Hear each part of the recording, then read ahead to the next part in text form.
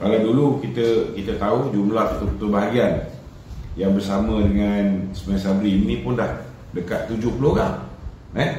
Yang bersama dengan Presiden lebih kurang 120 lebih je. Tapi baru-baru ni, selepas apa yang berlaku ke atas Datuk Seri Najib, kita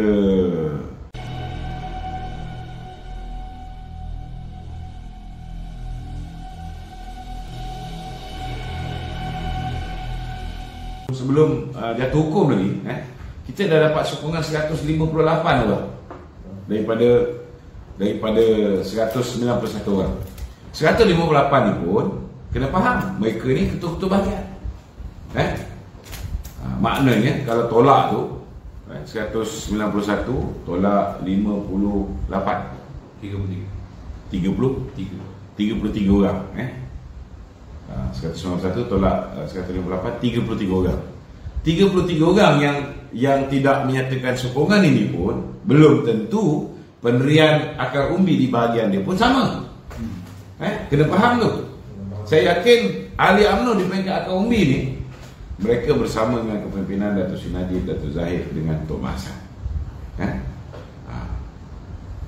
Dan bagi saya, dalam keadaan hari ini sebenarnya, Datuk Seri Zahid ialah orang yang paling berkuasa dalam parti. Orang-orang yang menyokong Ismail Sabri pun, termasuklah menteri-menteri, timbalan menteri, belum tentu kalau misalnya parti membuat keputusan untuk tarik sokongan terhadap Ismail Sabri, belum tentu mereka tidak tarik sokongan dan mengikut pendirian Presiden. Kalau Presiden ambil pendirian inilah, kalau perlu sampai ke tahap begitu. Kita harap taklah sampai ke tahap begitu. Kita harap Datuk Seri Ismail Sabri akan bersama parti. Bukan saya haraplah orang lain kat bawah tu harap. Saya kena cakap ni bagi pihak orang lain. Sebab orang lain tak tahu Ismail Sabri. Saya tahu. Saya memang dah lama mimpi mengharap. Memang tak boleh lah. Tapi orang kat bawah mengharapkan supaya Ismail Sabri kembali bersama dengan parti. Saya tak harap, sebab saya tahu kalau dia belum dapat sokongan daripada Datuk, dia belum dapat sokongan daripada pemimpin Pakatan Harapan, dia takkan berani campur tangan dalam urusan mahkamah. Dia takkan berani campur tangan dalam urusan mahkamah. Sudah pasti Nazlan dah didakwa, sudah pasti Zeti dah didakwa, sudah pasti Faisal dah didakwa, sudah pasti orang macam Nur Muhammad Yaakob dah didakwa, orang macam Rozana Rozhan, Jolo, semua ni pegawai-pegawai Goldman Sachs semua dah dihadapkan ke muka pengadilan. Tapi sampai sekarang tak ada. Sama juga bila Datuk Zahid kena, sepatutnya hari ini bila pendedahan David Tan dalam kes UKSB, sewajarnya Tuan Mahathir sudah dipanggil untuk beri keterangan kepada pihak polis. Tak ada. Kita dengar SPRM mengatakan mereka ni akan dipanggil, tapi sampai sekarang kita belum dengar lagi, belum nampak lagi gambar orang macam Isyamuddin dipanggil oleh SPRM, ataupun orang macam KJ memberi keterangan kepada SPRM, orang macam Syafiq Abdal, ataupun orang macam Muhyiddin Yassin. Kita belum nampak lagi benda ni keluar. Sebab apa?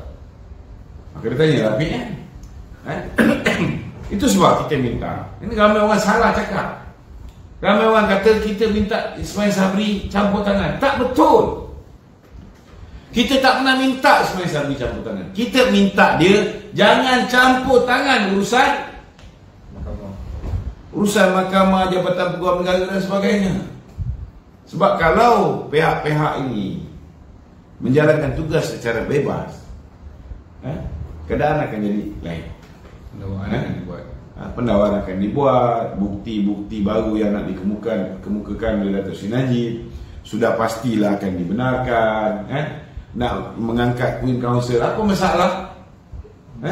Zaman Mahathir dulu pun, bila dia nak pecat Tun Salleh Abbas pun dia pakai peguam daripada Sri Lanka, pakai peguam daripada Singapura. Boleh pula. Tun Haris Saleh bekas Ketua Menteri Sabah. Bila dia kena saman pun dia boleh pakai Queen Council, tak ada masalah. Tak ada masalah. Ini kita faham. Okey? Ya. Okey tu. Ya. Hari ini Ya. Tan Sri Idris Yusof yang membuat coretan, iaitu ahli Parlimen Besut merangkap pengurusi PEDA. Dia ada mengatakan dalam coretan dia ni, saya bimbang apabila kita membuat keputusan dan mengambil tindakan hanya berdasarkan apa yang hanya ahli UMNO rasa betul dan selesa. Paling ditakuti adalah apabila keputusan dibuat itu menjaga kepentingan peribadi individu atau pemimpin tertentu dan menggunakan mood atau emosi semasa. Dan dia siap lagi menyatakan, simpan kata-kata saya ini dan melihat semula selepas PRU nanti. Simpan kata-kata ini dan melihat semula. Dia pengurusi Felda, PM letak dia kat situ. Memanglah dia akan sokong PM. Kita bukan tak tahu kan. Mestilah dia akan keluar kenyataan yang pro kepada PM. Dia pun mengharapkan dapat menjadi calon pilihan raya. Orang macam ni dah masuk dalam kategori dinosaur. Saya tak fikir orang macam ni ada dalam hati ataupun ada dalam kepala Datuk Seri Ahmad Zahid sebagai sebahagian daripada proses peremajaan parti. Jadi dia perlukan Ismail Sabri menjadi Presiden UMNO, menjadi pemimpin yang memimpin UMNO, supaya dia ada peluang untuk sambung jadi ahli Parlimen. So mestilah segala apa hasrat dia diterjemahkan dalam memberikan sokongan kepada kumpulan dia, kumpulan yang pro kepada Ismail Sabri. Kita kena expect. Kalau orang macam Saidan Kasim bercakap, orang macam Anwar Musa bercakap, orang macam Isyamuddin bercakap, orang macam KJ bercakap, orang macam siapa lagi, Tajuddin, sudah pastilah apa juga yang dia cakap ialah berkaitan dengan macam mana nak mengekalkan Ismail Sabri sebagai Perdana Menteri. Sebab dia tahu kalau Ismail Sabri jadi Perdana Menteri, dia masih ada peluang. Kalau Datuk Seri Zahid jadi Presiden UMNO, nak meletakkan calon pun, tengoklah apa yang berlaku di Melaka. Dia akan berikan prioriti kepada muka-muka baru. Tengok apa yang berlaku di Johor. So apa akan jadi dengan dinosaur-dinosaur ni? Dinosaur-dinosaur ni akan jadi macam dinosaur-dinosaur yang sudah lupus. Mungkin boleh dapat dikesan fosil mereka tak lama lagi. Tinggal sikit dekat Mara, semua benda-benda yang kerosakan yang dia buat, dia tinggal sikit masalah dekat Felda, ada tinggal sikit masalah kat Kementerian Wilayah, kan? Faham kan? Okey. Lokman ni kalau PM bagi jawatan senyap lah nanti. Kalau dia bagi aku jawatan, bodoh lah aku kalau nak terima jawatan daripada dia. Dalam keadaan kita tahu dia tinggal bagi beberapa bulan je, silap-silap beberapa hari saja. Kita pun bukan bodoh. Betul.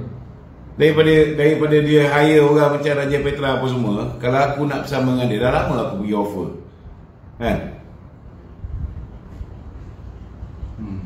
Bukan semua orang boleh dibeli dengan jawatan, boleh dibeli dengan duit. Kalau setakat nak hidup ni, tak matilah. Kalau tak pegang jawatan pun, nak beritahu dengan sahabat yang bertanya soalan tu, setakat nak hidup ni, aku boleh hidup tanpa jawatan dalam parti, tanpa jawatan dalam UMNO. I'm still kicking, I'm still surviving. Yang penting ni kena jalan. Selagi ni jalan, hati bersih, insya-Allah Allah Taala akan tolong. Kalau kau kaya, tapi orang benci dengan kau, untuk apa? Hidup tak tenang. Hidup tak tenang. Nak tidur tak Engkau pula dapat kekayaan dengan penderitaan rakyat, untuk apa? Engkau boleh kekal jadi Perdana Menteri, sedangkan ahli UMNO pun menyumpah kau setiap hari, untuk apa? Engkau ada kemewahan, boleh beli Porsche, boleh beli itu, boleh beli ini, macam-macam kau nak kau boleh beli. Tapi mana kau pergi pun orang menyampah, orang kata. Kalau setakat engkau je, orang menyampah tak apa. Ini bini kau yang tak berdosa pun orang menyampah. Anak-anak engkau yang tak berdosa pun nanti orang akan menyampah. Untuk apa? Kena ingat benda ni, ini hanya kehidupan kat dunia ni tempat tumpangan sementara je.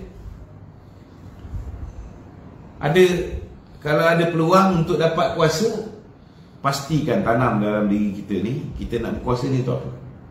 Untuk bantu agama kita, nak jadi pedang Allah ke? Untuk bantu rakyat.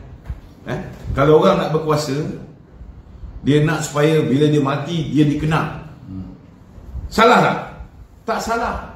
Sebab kalau dia nak dia mati, dia dikenang, disayangi, rakyat tangisi kematian dia, maknanya dia ada niat nak buat baik, nak jaga rakyat. Itu pun sebahagian daripada tuntutan Islam. Jadi kalau dia ada tanam benda ni dalam badan dia, dia buat tak benda-benda tak betul ni? Kalau ada pun dia buat sikit-sikit benda tak betul, tapi banyak benda dia buat untuk memastikan rakyat mendapat benda yang terbaik, yang mampu dia boleh sediakan. Ini. Tapi setengah-setengah kawan kita ni bila tengok Dato' Najib kena penjara, bukan main seronok lagi. Macam Anwar Musa. Dari awal lagi dia dah cakap dengan pegawai-pegawai dia. Dia tak tahu pegawai dia tu pun menyampaikan kepada kita juga.